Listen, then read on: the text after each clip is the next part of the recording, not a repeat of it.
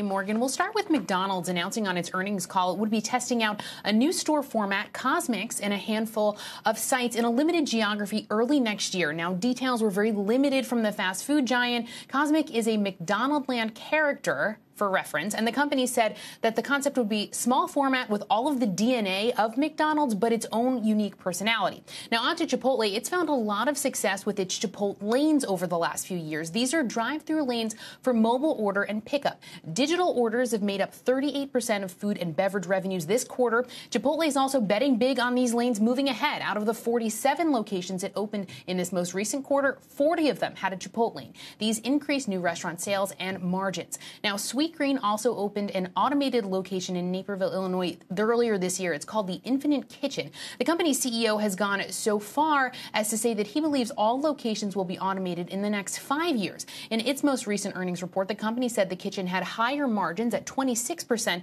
than its other locations. Now, the key, Morgan, on some of these changes is twofold. It, number one, gives consumers options on how they want to interact with the brand, and in some cases, it also saves on labor costs in this tight market. Back over to you. Well, of course, as CNBC's resident space nerd, CosMc's has my attention.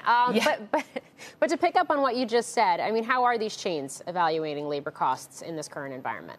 So back to your question on CosMc's, just to be clear, we still don't know what the McDonald's concept looks like. The company's being very tight-lipped on it. Could it be a mobile pickup concept, a ghost kitchen brand, a completely separate brand, or something to that effect? We're going to find out more later this year, they said, but a lot of speculation there. The two other names I mentioned, Chipotle and Sweetgreen, labor costs have to factor in here, particularly with Sweetgreen, which bought a robotics startup called Spice 2 years ago. So this seems like a natural progression for that company. Chipotle's format, it has many with Chipotlanes, but it also opened in 2021 a digital kitchen with a Chipotlane as well. The store only fulfills mobile orders there. So as mobile and digital sales, Morgan, become more and more important, it kind of seems like these smaller footprint, higher margin locations with different staffing needs may become key because they're perhaps a little easier to staff, a little cheaper to run. They bring in higher volume sales, right? Yeah, makes sense. Of course, we know restaurants are really on the front lines when it comes to some of this automation adoption.